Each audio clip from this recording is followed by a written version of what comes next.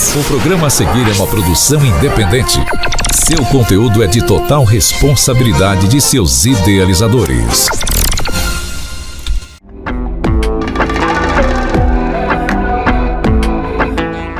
Hoje estamos aqui em mais um programa Direitos e Desafios do Mundo Neurodivergente. E eu sou a doutora Kelly, eu sou pediatra, alergologista, especialista em autismo e outros transtornos do neurodesenvolvimento. E diferente dos outros programas, hoje eu estou sozinha e vamos conversar um pouco sobre vários transtornos. Então, pessoal, como vocês sabem, eu sou pediatra, quem me acompanha nas redes sociais, quem me conhece do consultório, já sabe bem que eu gosto muito de me atualizar. Então, eu tenho estudado muito, sobre o assunto, tanto na pediatria geral como nos transtornos do neurodesenvolvimento. O autismo, TDAH, dislexia, deficiência intelectual, enfim, vários transtornos que estão muito interligados. E ultimamente eu tenho frequentado vários congressos, várias reuniões sobre esses assuntos e eu vim hoje trazer as atualizações para vocês. O que estão falando por aí nos congressos, o que tem de novo e o que realmente a gente já sabia e estão confirmando através dos estudos científicos e das pesquisas. Bom, então eu vou começar pelo autismo. Então, o autismo, que a gente conhece atualmente como transtorno do espectro autista, é um transtorno do neurodesenvolvimento. Ele tem aumentado o número de casos, Então, pelo último levantamento do IBGE no Brasil, nós temos cerca de 2.400 milhões de casos de autismo no Brasil. É muita coisa, gente? Então, tem muito se discutido nas mídias, por que estão aumentando tantos casos? O que está acontecendo? Muitas pessoas estão dizendo que é moda, que agora todo mundo é autista, e a gente tem visto e tem sido provado cientificamente que não é isso. Infelizmente, gente, porque se fosse uma moda, rapidamente ela passaria e pronto, a gente não teria tantos problemas.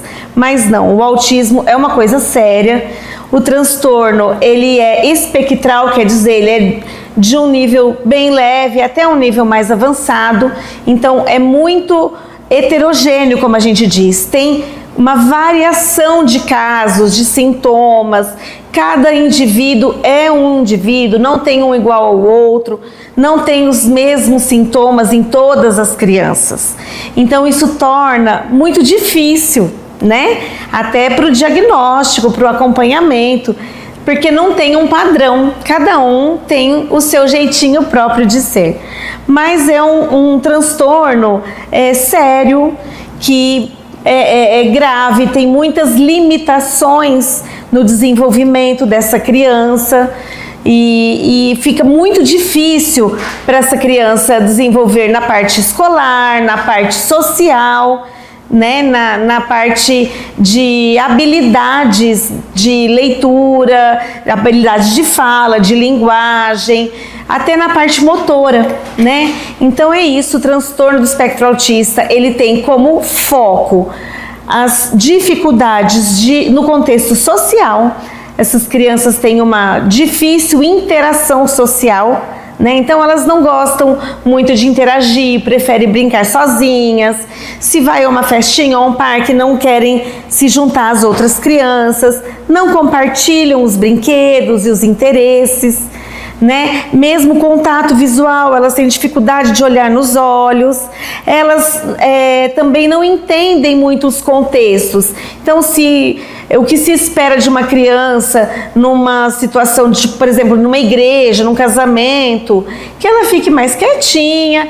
Não, essa criança não entende, então ela sai pulando, ela sai cantando, dançando. Então tem as atitudes próprias de cada criança. E também no transtorno do espectro autista nós temos os critérios de movimentos repetitivos, então algumas crianças balançam as mãozinhas ou ficam girando o tempo todo, ou correm de um lado para o outro, andam na pontinha dos pés. Elas têm interesse muito restrito, muito estranhos, vamos dizer assim. Então, tem crianças que em todos os lugares pegam uma pedrinha, tem que ficar segurando uma pedra, ou tem que levar alguma coisa de casa, um objeto que nem sempre é um brinquedo, alguma coisa diferente, papel picado, ou algum objeto da cozinha, ou um talher. Então são assim, coisas esquisitas, vamos dizer assim, né? Então essas crianças, elas têm interesse por coisas que não são comuns, por objetos incomuns, né? Então os movimentos repetitivos, o interesse por objetos incomuns, elas também têm uma hipersensibilidade. Então elas não suportam muito os sons, aglomerações, as temperaturas. Então essas crianças têm essas dificuldades em relação às sensações. O tato, o paladar, tudo isso é muito alterado. Então, basicamente são esses os sintomas do autismo generalizando, né?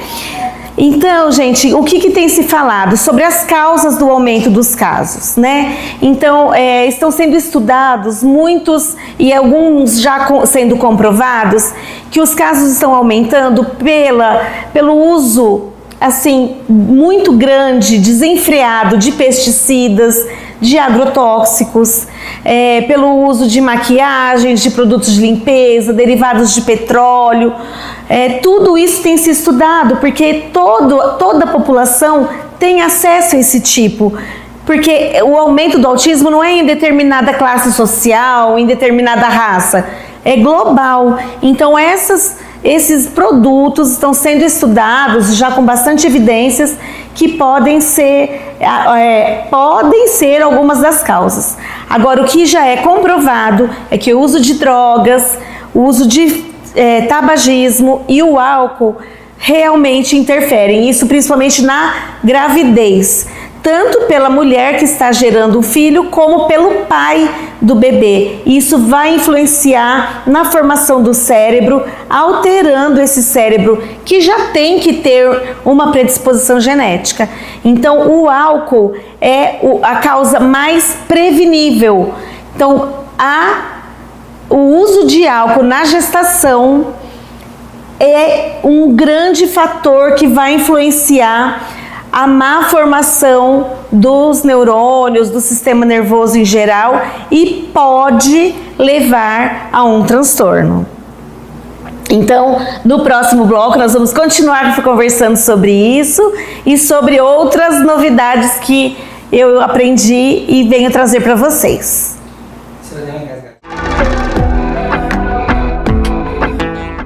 Seu melhor amigo merece o melhor cuidado, não é mesmo?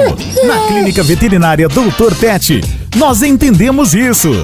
Aqui a saúde do seu pet é nossa prioridade, com consultas, cirurgias, vacinas, Uberdog e um atendimento completo. E para a felicidade dele, oferecemos um spa completo, banho relaxante, dose higiênica ou personalizada por raça, deixando ele lindo e cheiroso. Cuidamos da saúde e da beleza com todo o carinho que ele merece. Vem pra Clínica Veterinária Dr. Pet, onde seu pet é tratado com amor.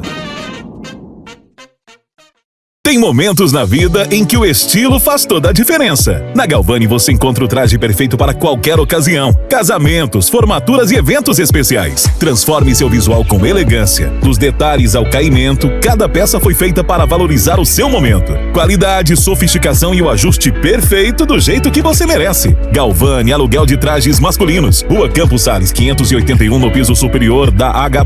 no centro de Mococa. Galvani, aluguel de trajes masculinos. Vista-se e elegância. Pinheirinho Supermercados, tradição e confiança. As melhores ofertas você encontra aqui. De segunda a quarta, Hortifruti Pinheirinho Supermercados. Frutas e legumes com qualidade em primeiro lugar. De quinta a domingo, ofertas especiais do final de semana. Açougue qualidade premium. Padaria e rotisserie. Completo pra você. Restaurante Pinheirinho. Todos os dias das 11 às 14 horas. Compre online www.pinheirinhoonline.com.br. Acompanhe nossas redes sociais @Pinheirinho Supermercados e aproveite nossas ofertas.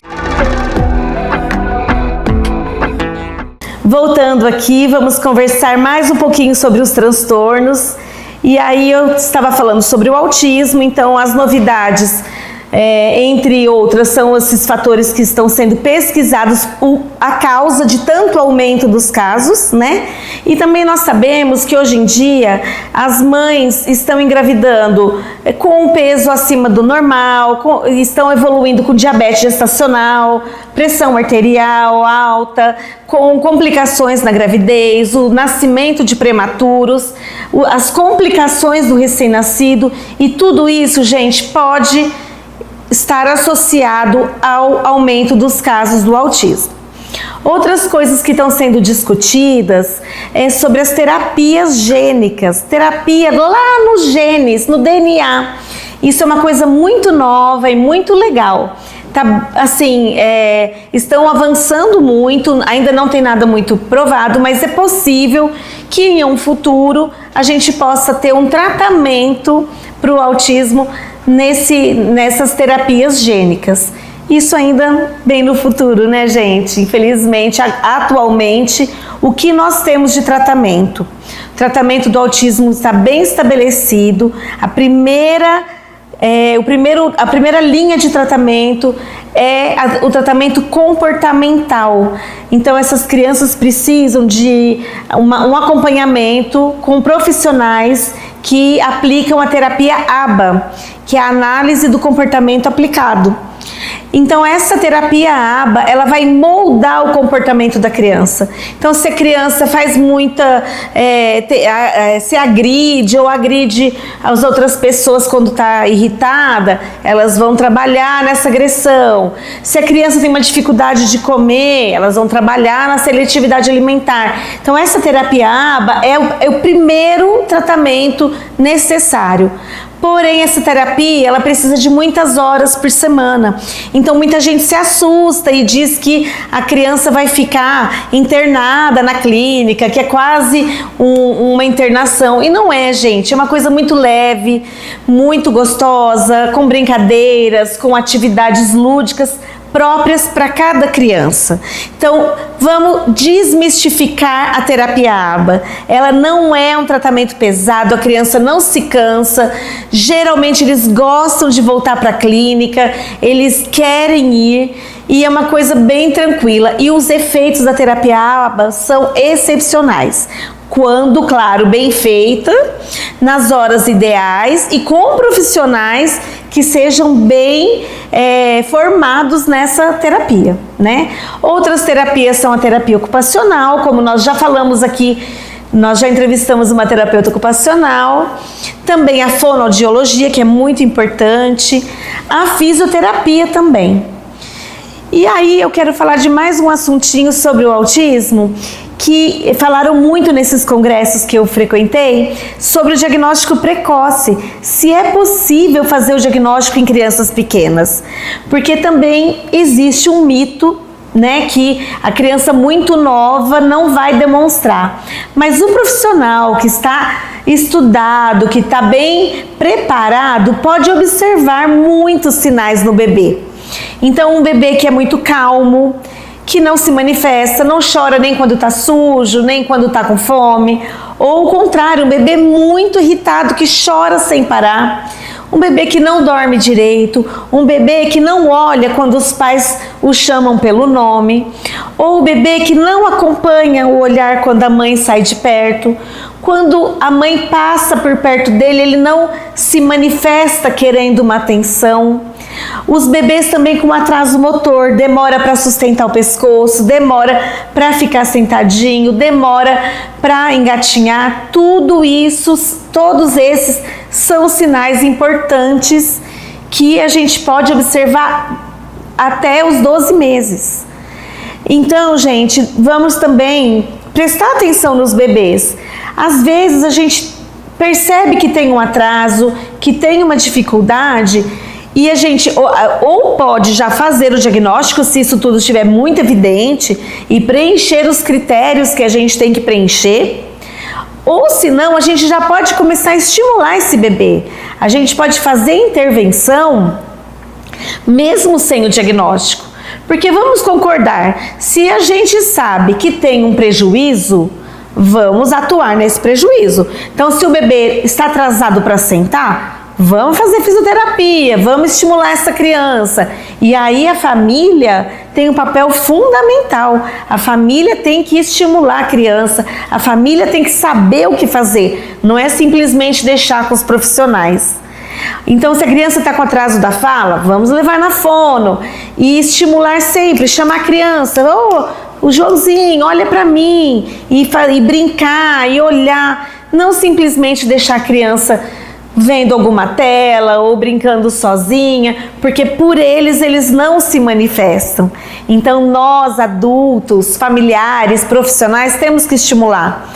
Mesmo sem o diagnóstico, nós temos que começar o estímulo para não perder tempo, para esse cérebro evoluir. Esse cérebro vai desenvolvendo mesmo sem o nome. Não é? Vocês não concordam? Me digam aí nos comentários, pelo nosso Instagram, pelo YouTube, Facebook, no meu Instagram pessoal ou no Instagram O Mundo dos Neuros, porque a gente quer saber a opinião de vocês. O que vocês acham sobre essa estimulação precoce? E sim, é comprovado que os pacientes que receberam o diagnóstico com 1 ano e 2 meses, mais de 70% deles foi confirmado o diagnóstico quando ele cresceu. Então, e se a gente não tivesse feito nada, né? 70% é um número grande, não é? Então, vamos prestar atenção no diagnóstico precoce, porque as nossas crianças precisam da intervenção precoce, principalmente com as terapias, com a ciência ABA, terapia ocupacional, fonoaudiologia, fisioterapia, entre outras. Então vamos procurar o atendimento com o seu pediatra, que ele, se ele não tiver habilidade, ele vai encaminhar para algum colega, ou para o neurologista, ou para o psiquiatra, ou mesmo para o pediatra que se especializou nessa área dos transtornos. Então, gente, sobre as minhas atualizações, tem muito mais para eu falar para vocês e a gente vai conversando pelo Instagram, pelas redes sociais, e eu estou aberta às perguntas de vocês e eu vou cuidar com muito prazer, porque a minha filosofia é essa, que cada criança merece um cuidado, cada família merece um acolhimento. Então eu estou aqui para ajudar vocês, para tirar todas as dúvidas. E agora, gente, eu quero lembrar vocês que semana que vem temos um novo programa. Nós vamos entrevistar uma amiga querida, uma assistente social, a Márcia Giglio, e ela vai trazer muitas dicas para as famílias das mães atípicas, para que a gente possa ajudar essas famílias. Não percam na próxima semana o programa com assistente social.